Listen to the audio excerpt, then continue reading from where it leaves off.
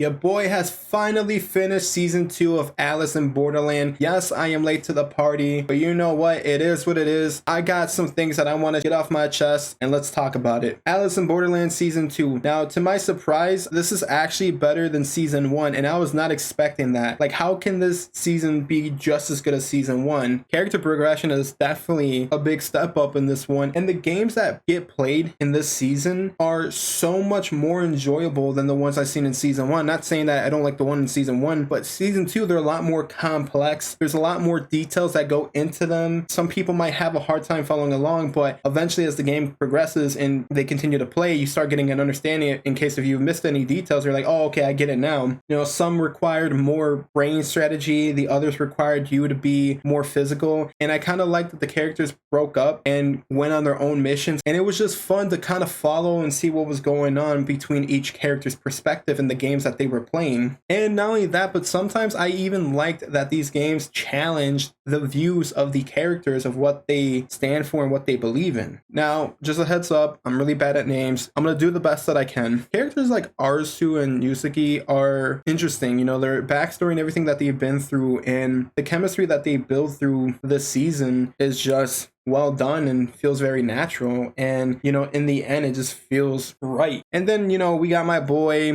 all right, I'm gonna mess this name up, Chishiya. Sorry if I say that name wrong. I've never been good with this kind of stuff, but he's definitely one of the stars of this show. He definitely crushes it in this show, and I've actually like him a lot more, and he's a lot more badass. Season 2 really starts off with a bang, like quite literally. It's very action packed. A lot of crazy shit is going down. Everybody's running around getting gunned down, and I was like, holy crap. Like, it doesn't even give you a second to breathe. It just goes straight into action. Like, wow. And like, there's gonna be this guy that follows these people around, killing them all, and they have to find a way to take this guy down. And it is not easy. And you know what? To tell you the truth, the stakes are just as high as in this season, just as the first season. And there's definitely a lot of shocking moments in this season, and I'm like, damn, I was not expecting that. And one of the best things about it is when, just a little spoiler, Arasu friends that died in the last season get used in this season still as more for like flashback reasons. And those flashbacks are very emotional and touching and serves a purpose to kind of keep Arasu going and to keep fighting and, you know, finding a reason to live, you know. And Arasu's a very interesting character, and I like him a lot more in this one. You know, he goes from being a bum, having no purpose in life, to learning how to fight and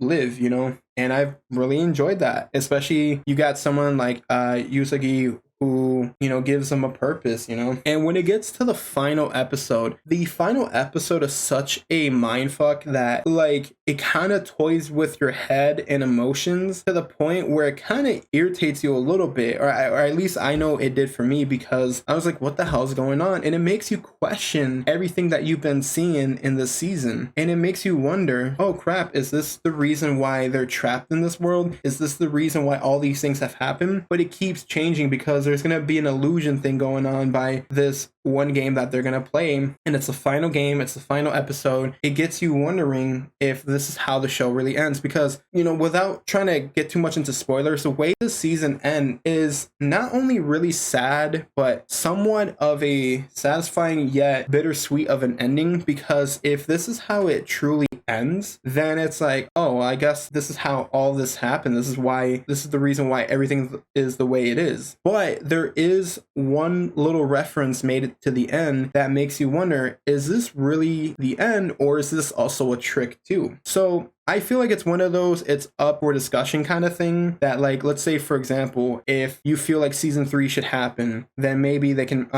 you know, the creators can make it happen. Or maybe it's one of those, yeah, this is to get you thinking that this is how the show really was, but this is how it really ends. Like, there's so much that you can speculate and make theories around just the ending alone, just this last episode. I can spend all day breaking down all the moments with the characters and the games that they play, but but it is such worth the watch. Like, this is a must watch. Alice in Borderland, I don't think gets the praise it deserves because it's genuinely a really, really good show. Before Squid Game, there was Alice in Borderland season 1, which I thought was already a banger as it is, but season 2 really brought it home. And I think this is how you really write a good show with a good story and overall fun experience. So if you were to ask what would I rate season 2, I'm just going to give this a 9.5 out of 10. Pretty damn good show overall.